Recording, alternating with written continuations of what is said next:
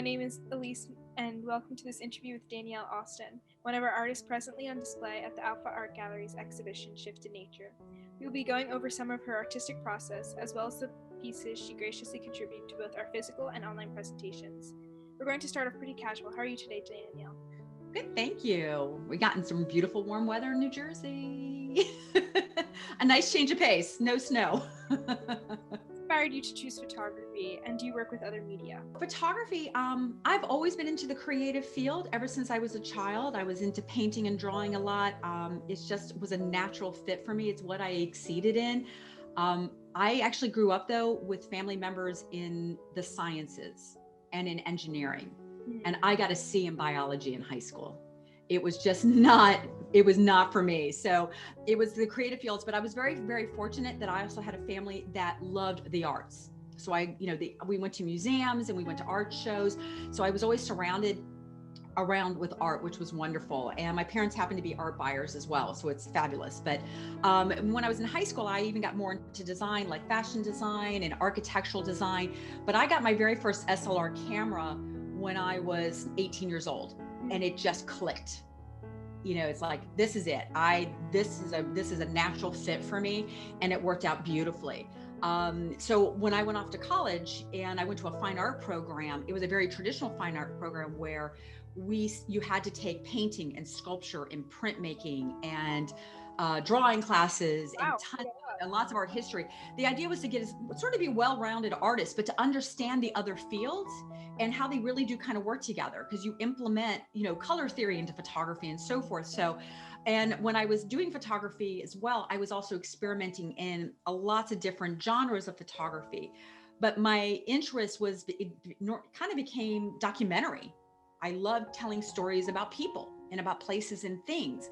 And it's funny, my painting was more abstract at that time, but my photography was more documentary. And I was also introduced at the time into graphic design. I mean, when I was in school, I hate to age myself, but I was in the time of the birth of the digital age of graphic design when Adobe came out, and my professor introduced it to me and I fell in love with it. So I became a graphic designer. And so photography sort of became secondary and is something I enjoyed doing on my free time. But I loved what design could do, again, what you can do on a platform, on a computer and software. And it's also important what you do in photography today as well. But I miss photography. So after a number of years, I went back to school and studied journalism. Because again, I loved documentary. I love that. And I was a photojournalist for many years. But during my free time, I was always finding myself out in nature. And I just, loved being out there. And again, it was always sort of my peace, my zen, my serenity, what I enjoyed. And so this career of mine has sort of been to an evolution. I'm sort of on my third career now. And so I've taken everything I learned as a graphic designer and everything I learned as a photojournalist and now implement into the world of fine art. So it was kind of this wonderful evolution because I discovered what I enjoyed doing was working and creating things for myself and being out in the nature and using that as my platform. So that's where I am today. I don't do much, unfortunately. I do a little bit of graphic design here and there because I still enjoy it. Haven't painted in years, sadly. I'm not sure I would be any good at it anymore, but I'm still I love what I can do with photography, and that's kind of where I am. And I'm curious to know how you choose the subjects for your artwork. So nature is probably my biggest subject matter. I mean, I do photograph other things that intrigue me. If I come across, there are times I still love photographing people, and there are times I love graphing in it, other subject matter. But nature is really, like I said, my zen, my kind of my serenity. It's where it feeds my soul. And what I love about nature is constantly changing. I could go to the same place many times and it's never the same. Because the light will change, the environment changes, the subject itself might change. But that's the beauty around it. And national parks have been a huge influence on my work. And I've been privileged enough to be an artist-in-residence at many national parks. So I've been to places, because each place has this country is unbelievable when it comes to the environment. It's so diverse. And it just opens up so many opportunities to create. And so I've been to Acadia National Park. I've been to Everglades National Park, where I did a residency. I did a residency at Rocky Mountain National Park and also down at Great Smoky Mountain National Park. I've explored other places like Death Valley and Yellowstone.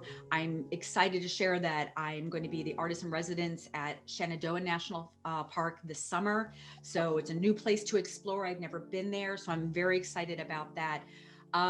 So these places have just been wonderful. I mean, they really just allowed my work to evolve. But one of my favorite subject matters, of course, is water. You know, it just does a deep emotion to me.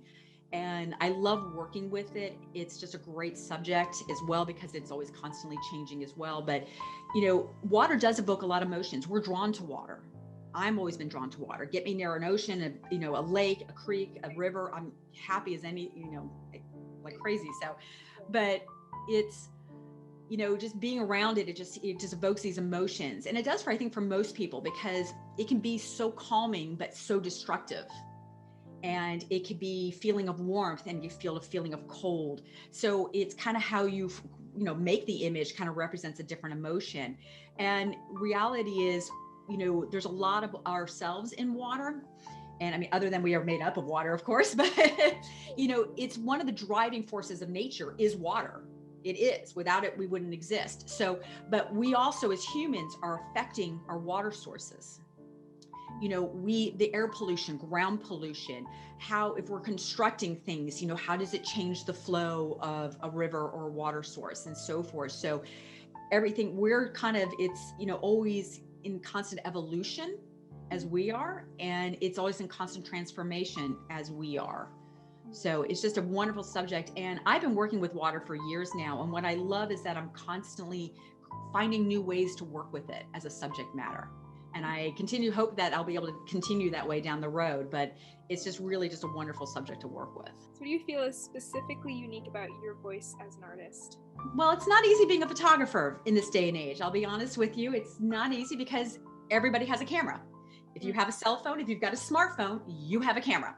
But I think what people need to remember is that it's just a tool. And, the creativity comes from within us. And I like to believe in especially with nature photography, because nature's everywhere around us, everyone's making images. And the hardest part is creating something new and something different. And I'm always constantly trying to push that envelope. What else can I create that maybe somebody else hasn't done, which is almost impossible, but can you somehow find a different perspective, a different viewpoint?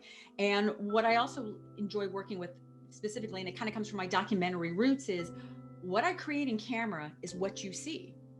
So there's no digital manipulation. It's what I saw out there in nature, and it might just be a 6-inch in diameter section of water. It might be just a little rock. It might be a beautiful scene, but it's what I saw there and was able to create it. And I find that's very important that, we as photographers, we are, it's not just, it's a tool, but it's the creativity, but it is still a very analytical medium. You have to think a lot about what you're doing. You have to choose, what your shutter speed is. You have to choose basically your focal length, what lens you're going to use, how close do you get to your subject, basically what's inside that frame, what's around that frame, around your subject. What are you looking, what's going to be, what's in focus, what's not in focus. When do you choose to click that shutter? What is your perspective to that subject? And it's a lot of actual thinking about it. And that's where the creativity comes from as well. And you kind of sometimes have to do this in a very quick time frame.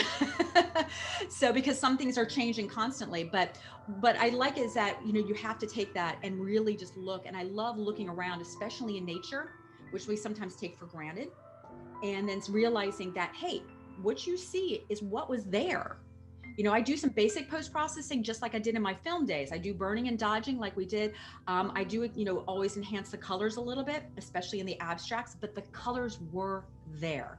Right. I just pushed them out. I just kind of brought them to life. And I really want, to see that people that while you're out there, if you look, if you see, art is everywhere. It just needs to be discovered. And it's just seeing, just really just seeing. And I hope to see that. I hope to share that. Photography is all about like finding the unique beauty and then taking it out, right? Exactly. And a lot of times it's that old saying, we've heard it very often, is sort of making the extraordinary from the ordinary. And that's the beauty of it. And what do you want your viewers to take away from your artwork? Emotion. Again, for me, photography is very emotional. When I'm out creating, there's a sense of emotion. I get very excited about what I'm creating, and I want that to come across in the artwork. And the beauty, especially in abstracts, is kind of just leads it up into the imagination. If it's the color that draws you in, if it's the movement or the patterns that draw you in, that's great. But I want you just to stand there and look at it and just explore everything within the image. And what do you see? Allow that imagination. What I see is going to be very different than what you will see or somebody else will see. But I just want them to feel an emotion when they see the work. And out of all your artworks, which is your favorite, or which you have a particular attachment? The one right there. Well, this particular series, it would be this one, Galvanic. From every series, I always have a different favorite, of course. There's always one that's like from that particular series. This is so far my favorite of this series. And again, when I'm out exploring, I'm like this particular series, I'm walking in about, a few inches of water. I'm actually walking in and around the creeks and the brooks and working with literally a 6-inch diameter of water. And I'm just staring, I'm watching what reflects on the water, what's refracting back, and just watching the light, and then just the movement and just how the water is moving and everything together. And what I liked about this one, this is over just a tiny little, I would say not even a waterfall, but it's going over a rock edge. Okay. Just a tiny little rock edge, again, about this space of water. And I could see all these amazing colors happening in the water as I'm down there photographing. And I only had maybe a minute or two to photograph this. And then the light changes. Wow. And it's, so that's how quickly things change. But what I look at it feels like currents of electricity. To me, it's very electrifying, and I like that. Right. Yeah, I was gonna say, I love the yellow and the golden. That's my favorite part because it's so contrasting to the blue, and it's gorgeous. Yeah, Mother Nature is truly the greatest designer of all. And has the COVID-19 pandemic reshaped your process at all, or has it impacted your work in any way? It reminds me that there's always something new to create. I was last year trying to say, okay, what's next? What's the next step? What am I going to create next? What's the next project? And when COVID hit, being a nature photographer, all nature was shut down.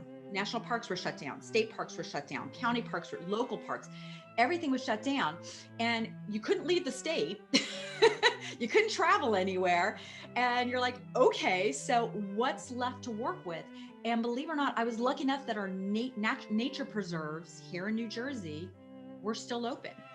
And there's these little pockets all over around me and all over the state that stayed open, because a lot of people didn't go out to them. It's great because it's really quiet. There's not a lot of people there. And so I'm like, okay, this is what I have to work with. And you have these tiny little brooks and these little creeks. And again, the flow of water controlled by Mother Nature and how much rain and drought, that I'm like, okay, what can I work with this year? What can I do? And it really kind of pushed that envelope, and it opened a new doorway because I got a whole new series. This whole series is based off of COVID. And I got so excited about it. And then suddenly I'm all over the place. I'm looking for a new creek and a new brook. I'm all over just going crazy saying, okay, what else can I possibly create from this and just to add to this series? There'll be another series down the road of something else, but it reminded me that it opened a door, that, one door closes, another door opens. And it reminded me that, there's so much to create. And so if you are limited to what you have access to, you can still create. Well, thank you, Danielle. I do not have any more questions. However, if there's anything else you'd like to add, feel free to share. Thank you. No, I'm thrilled. Thank you for this opportunity. And to the Alpha Art Gallery, I participated in their last year's photography group show. And that was it was a totally different body of work. And it was nice to have a whole new body of work to be put into this show and to be around other really amazing other photographers. So I thank the gallery for that as well. And I thank you for your time as well. This was really a nice opportunity.